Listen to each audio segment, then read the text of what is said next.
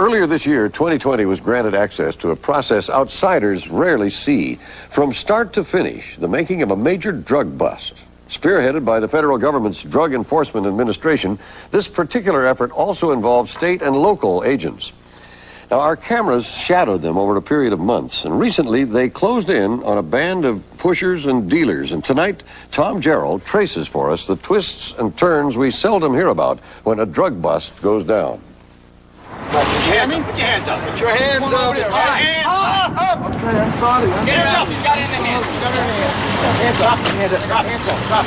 There. She got it in her hands up. Hands up. In the back. In the back. These people are not drug dealers. They're the customers. Oh, man. Yeah. We got it. We got it. Jack. You're under arrest. You're under arrest. You're under arrest. Twice a week for 3 months, beginning in January, teams from the Newark, New Jersey office of the Federal Drug Enforcement Administration began arresting heroin users in and around the city. Looks like one deck. Yeah, he's got another deck and a little closer. Looks like it's cold. All right. Arresting heroin buyers was an unusual step in an unusual operation. So much cheap and potent Chinese white heroin was flooding the Northeast that federal and local prosecutors here in Newark pool resources in a joint task force of agents led by the Drug Enforcement Administration. The prosecutors aimed to take out in one strike an entire heroin ring, from major suppliers to street pushers and even their customers. Success would call for months of close cooperation between federal and local lawmen. No turf battles, no politics. But that's not how it turned out, as we discovered while following the operation from start to finish. Business as usual. It began with police surveillance at this massive inner-city housing project in Newark. Among the residents, peddlers selling heroin like hotcakes to customers in cars.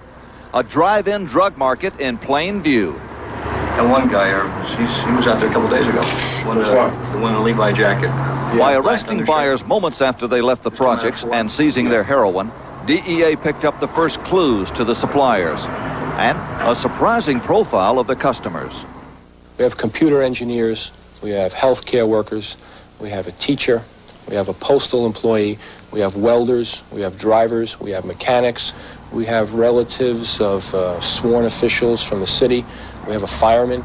But we've got middle America wandering over to this project, not living there, but coming in to do their business and leave. We estimate that the daily sales at this one project are between $6,000 and $10,000 a day.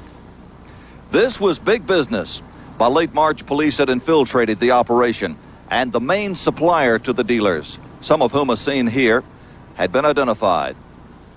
Jerry Ortiz is a young man, about 23 years of age. He's a heroin entrepreneur. He buys from someone, he brings it over to New Jersey, they cut it up, they repackage it, and then they sell it to these people who we have under surveillance on videotape every day. He has stated to our undercover agents that he wants to retire as a millionaire by the end of 1988.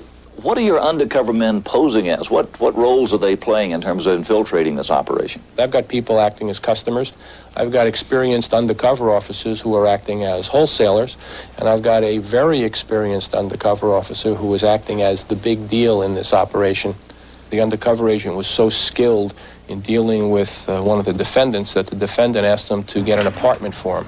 And we were very happy to do that for him, just we wired it up before he moved in. The occupant, Ray Torres, the number 2 man. Not only was the phone tapped, but the new ceiling fan contained a room bug. Agents using this listening device learned that the heroin brand names used by the Ortiz organization matched those on the packets taken from the arrested buyers. The brand names here, people are trying to establish, much like you would with a cereal. And in the case that we're investigating now, the heroin has 2 names that we're aware of. One is Body Bag, and the other is Power. Body Bag, the brand name on the 2-inch glassine envelope, still haunts one family 60 miles to the south and a world away from inner-city Newark.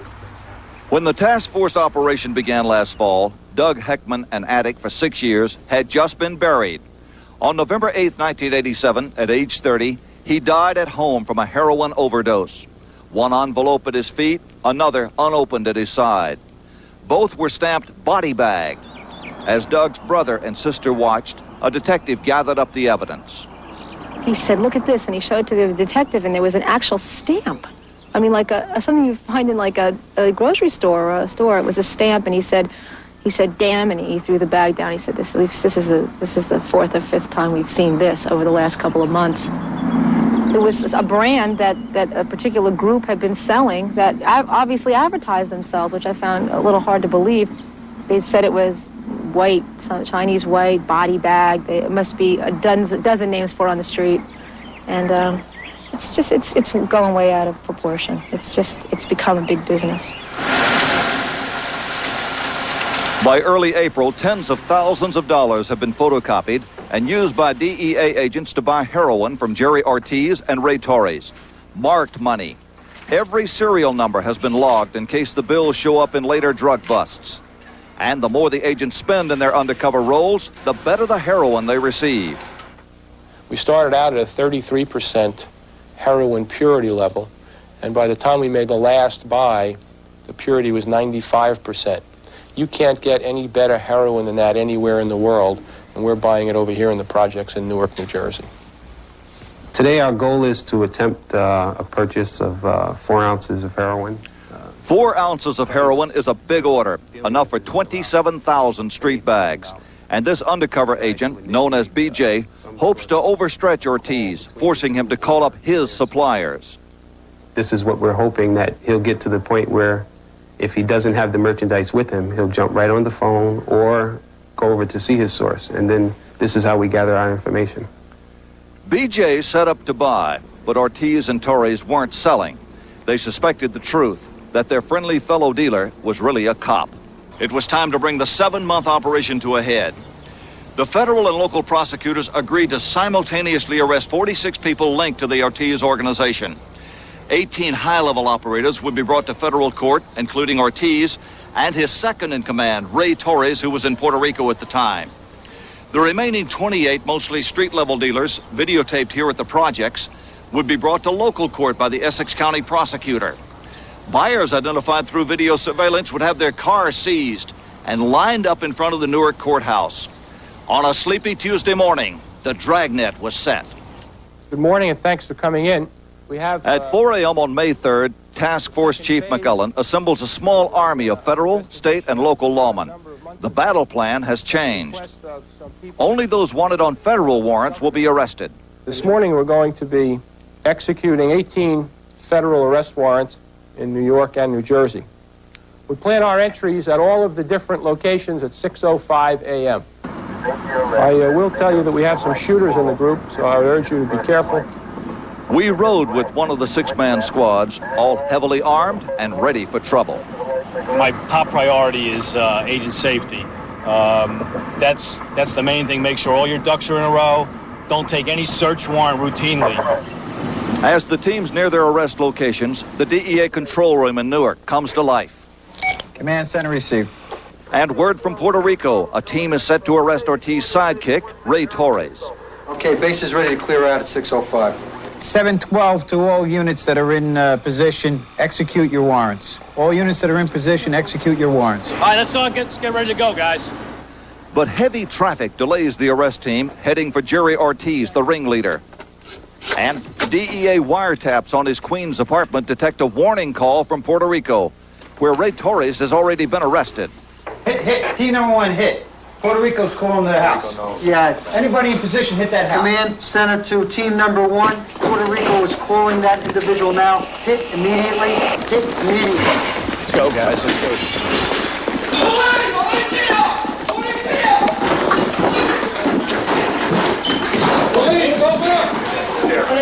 Yeah, go ahead, sure. All right, get him up.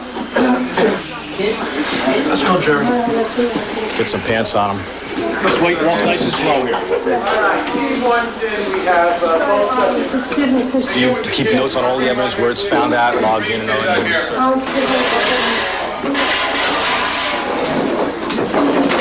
Here, sit down. Sit here. Right here, sit down. Who's got a card? Let's get him, Mirandized. Let's get him Mirandized. Usted diga, se puede usar en contra de usted en una corte. ¿Entiende eso? We don't want anybody speaking in Spanish. Remember, your phone was off the hook. Your phone was off the hook when I just called.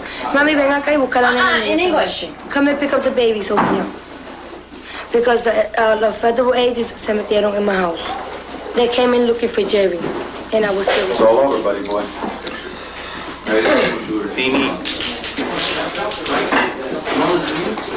In less than an hour, the operation was complete. Get in and slide all the way over. Jerry Ortiz, 25, and his wife Millie, 17, were on their way to federal court. 7 a.m. Another member of the Ortiz organization is arrested in the Newark apartment of Ray Torres. As the team collects evidence, the team leader removes the wiretap installed 2 months earlier. That's it. Until a few moments ago, the Ortiz operation knew this man as the Italian, a fellow dealer they were supplying. Every detail of his purchases had been carefully recorded for evidence. 9:15 a.m. Outside DEA headquarters, the arrest list is growing.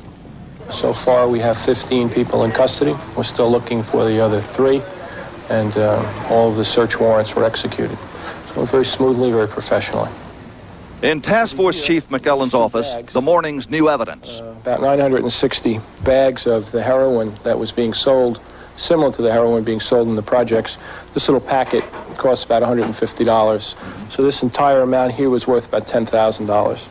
We have one of the 2 guns that were seized, and here we have some of the stamps that they use and the ink pads to mark these packages that eventually will look like this, and this is stamped power. Also recovered from safety deposit boxes, $250,000 in cash, including the photocopied bills used by DEA to buy heroin from Jerry Ortiz. A federal grand jury sitting in Newark last week indicted 18... At a press conference following the arrest, Sam Alito, U.S. Attorney for Newark District, praised the task force efforts. This case is significant not only for the charges that have been brought, but because we believe it represents a pioneering effort to take down an entire heroin distribution ring with one fell swoop. In fact, the task force's pioneering effort had been crippled at the last minute by high-level infighting. As a result, less than half the Ortiz ring was taken out. And when the federal prisoners were marched to the U.S. courthouse, there were no heroin buyers' cars lined up outside, as envisioned by the DEA. And the 28 arrests assigned to the local prosecutor just hadn't happened. 7 months into the investigation, the Essex County prosecutor, Herb Tate, refused to arrest the dealers or the buyers, despite the task force's evidence. The 28 individuals that had been targeted for on-the-street purchases, they did not have any more than movie camera tape. And that evidence in and of itself was not sufficient for our accepting of those cases for prosecution. Well, the evidence that I'm aware of were undercover purchases made from these dealers. If it was not an undercover purchase, we filmed them selling packages to people who were eventually arrested in possession of it. I don't know what more we'd have to do. We've taken out the source of supply. We've taken out the distributors. The dealers are still out there, and we're waiting for Essex County to proceed against them. You can probably go back out there and buy a variety of drugs. Same dealers, same location, same people, just a new source of supply. Doing business as usual. You know, it's what we hear all the time. All that work, all that effort, and the next day, yeah, it's business as usual. Yeah, it certainly is. It's frustrating, and both the federal and the state authorities seem to be acting in their own best interest. And it is so annoying, and it's so difficult to get agencies to cooperate. Yeah, and look what a good case they had. What happened to the 2 guys they did arrest? The 2 ringleaders, Jerry Ortiz and Ray Torres, both pled guilty. And that's an example of the solidness of the case that we saw built in this particular case, Barbara. Now, Ortiz said at one time to one of the undercover police, by the end of this year, he hoped to be a millionaire and retire. He's now looking at 20 years in prison. Thank you, Tom.